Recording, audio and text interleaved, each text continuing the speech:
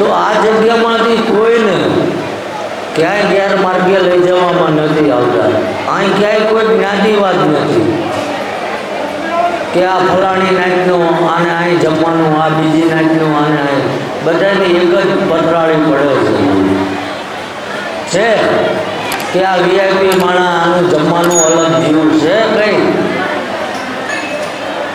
અમે માત્ર ને માત્ર દાદાએ બતાવેલા રસ્તા ઉપર કે જે અમુક જગ્યાએ સાચી જગ્યાઓ છે એનો મને કોઈ વિરોધ નથી, પણ ઘણી જગ્યાએ હું અહીં જોઉં છું મારી પાસે એવા પ્રશ્નો આવે છે કે જેની હારે બનાવટું થઈ છે.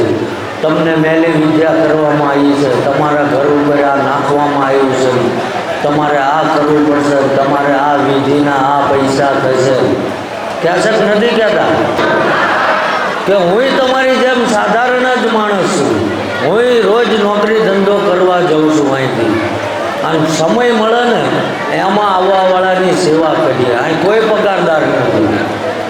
વિચાર કરો, આપણેથી આપણા ઘરમાં 4 જણનું પૂરું ન થતું, દાદા રોજ લાખો લોકોને પ્રસાદી આપે. કોઈ દાન ફાળો માગવામાં ન આવતું, કોઈને એવું નથી કહેવામાં આવતું કે અહીં આ દર્શન કરવાના આટલા પૈસા, અહીં ગાડી મૂકવાના આટલા પૈસા. ઘણી જગ્યાએ તમે જ્યાં છો અને જે રાતે રોકાણા છે એને પૂછજો કે હુવાની વ્યવસ્થા ફ્રીમાં છે. હવે આ જમાનામાં કોણ કોકના માટે કરે છે? છતાંય આપણે આવ્યા હોય તો ઉતાવળમાં આમથી આમ ડાફોળિયા મારી. પણ જો દેવસ્થાને જાશો ને તો સાચી મનની કગર લઈને જજો, અને એ સાનિધ્યમાં જ્યાં હોય ને એવું લાચલું શું જવાનું. જો એ જગ્યામાં જઈને અડધો કલાક આપણા જીવને ધરપત ના હોય તો મંદિર જવાનો મતલબ છે. આ તો ઘરેથી નક્કી કરીને આવે કે આજ આટલા ગામ ફરવાનું, એટલે ભલામણા ફરવામાં જિંદગી પૂરી થઈ ગઈ છે. તારે ગમે એક હાથું પકડી લે. અમે એવું નથી કહેતા કે અહીંયા જાઓ કાયમ. તમે જે જ્ઞાતિના છો, જે ધર્મને માનો છો, એ ધર્મને યાદ કર્યા પછી તમતા અહીં આવો. અને એ તમારું મન માનતું હોય તો, નકર ખોટા હોય ભાડા બગાડીને આવશો એ નહીં. સમજાય છે ને? તો બોલતા કેમ નથી ભલામણ? અમને ઘણીવાર એવું થાય કાશ્મીરમાં બરફની દુકાન કરી હોય એવું, બરફ જેવા થઈ જાવ. અમથા ગામમાં કોઈનો વારો ના આવે ટાંટિયા ખાવામાં. એટલે કોઈને કંઈ નડતું નથી ભાઈ. જે કંઈ આપણે અહીં ભોગવી રહ્યા છીએ ને એ આપણા કર્મને આધીન છે ભાઈ. ભગવાન કોઈને વાંક વગર કંઈ દંડ આપતો નથી. અને જરૂરી ન હોતું, ઘણીવાર આપણે સાત્વિકતાથી જીવતા હોય તોય મુસીબતો આવે. કેમ કે આપણે લોકોની જેવા નથી, એટલે પરમાત્મા આપણી પરીક્ષા કરતો હોય કે તમારો ઈરાદો, તમારું મન ડગશે નહીં, પણ એના એ જ રસ્તે કાયમ ચાલ્યા રાખો ને તો મારો ઠાકર એવું કહે છે કે આજ નહીં કાલે મારે તમારા ઉંમરે આવવું પડે ને આવવું પડે. સમજાય? બાકી આ જ્યાં ત્યાં ભટકશો ને, જો કોક તમને જોવાવાળો, બાધા આપવાવાળો સુખી કરી આવતો હોય તો તમારી પાસે 500 ને 1000 રૂપિયા હું કામ માગતો હોય?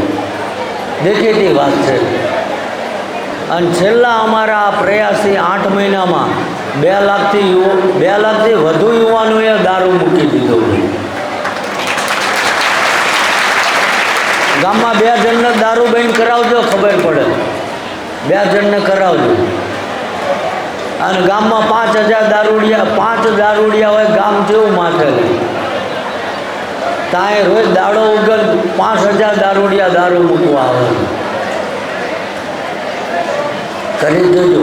પણ અમે એક જ મનમાં એ જ રાખીએ છીએ કે દાદા જો આટલા ટાઈમે વળ્યા, અમે કોઈનું કામ ન કરતા, દાદા જ કરે છે.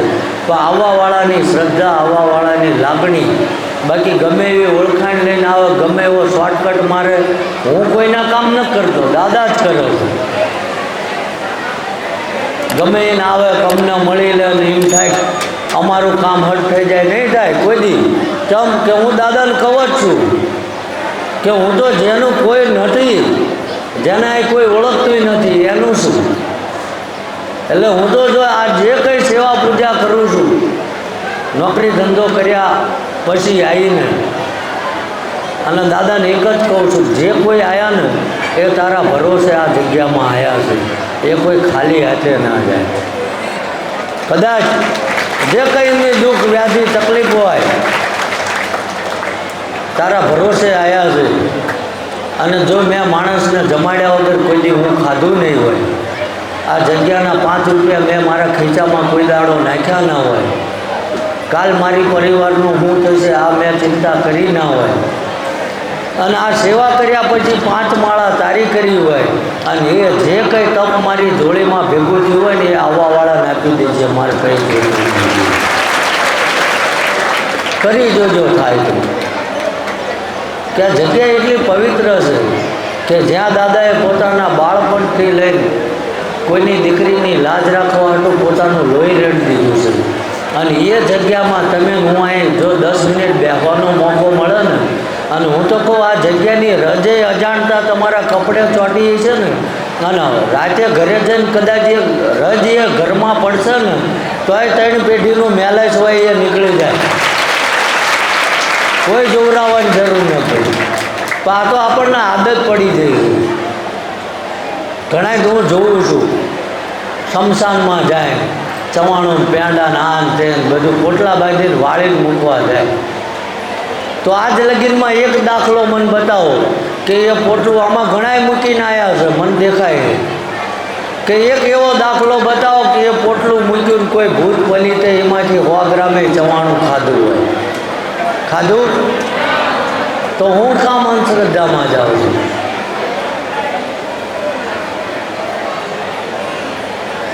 ઘણી જગ્યાએ તેમ જોવરાવા જાઓ, મને કોઈનો વિરોધ નથી. જે સાચા છે એનો મારો ભગવાન એવું કહે છે લાંબુ આયુષ્ય આપણને લોકોની સેવા કરે, પણ જે ખોટું કરે છે એ કે ઘણી જગ્યાએ તેમ પૂછવા જોવરાવા જાઓ, તમને એવું કે તમારું કામ થાય તો અહીં કેટલા મૂકશો, કહેશે કે નથી કહેતા? ઘણી જગ્યાએ એવું કે તમારો ધંધો હાલવા માંડે મારો કેટલો ભાગ, કહેશે કે નથી કહેતા? હું નાનું એકડું ઉદાહરણ આપીશ કે એ જગ્યાએ જે કોઈ મારી જેવો બેઠો હોય, ખોટો માણસ છે એની વાત કરું, સાચાની નહીં. 2-3 હોનાની વીડિયો પહેરી હોય, 1-2 હોનાના દોરા પહેર્યા હોય, બધાએ હાથમાં લટક્યું પહેરી હોય, જોજો તમે ઘણાય છે આવા. તો કોઈક સાધારણ એવો માણસ જે હોય જેની પાસે બીજી ટાઈમનું ભાડું ના હોય, તો એ ગાદી ઉપર બેઠો બેઠો એવું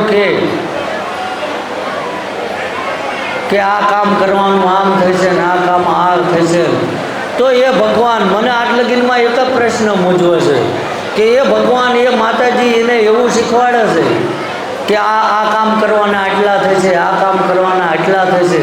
તો કોઈ ગરીબ માણસ આવ્યો હોય એની પાસે ઘરે જવાનું ભાડું ના હોય, તો એ માતાજી કે એ ભગવાન એના જે કંઈ સેવક છે એને એવું કેમ નથી કહેતા કે આની પાસે કશું નથી, ત્યાં એક દોરા આટલા બધા એટલી વીંટીઓ પહેરી છે એમાંથી કાઢીને એક આને આપી દે, મેં જ તને આપી છે ક્યાં છે? પણ તમારી જેવા મૂર્ખ બનવા જાય છે, અને લોભ્યા હોય ધોતારા ભૂખ્યા ના મરે.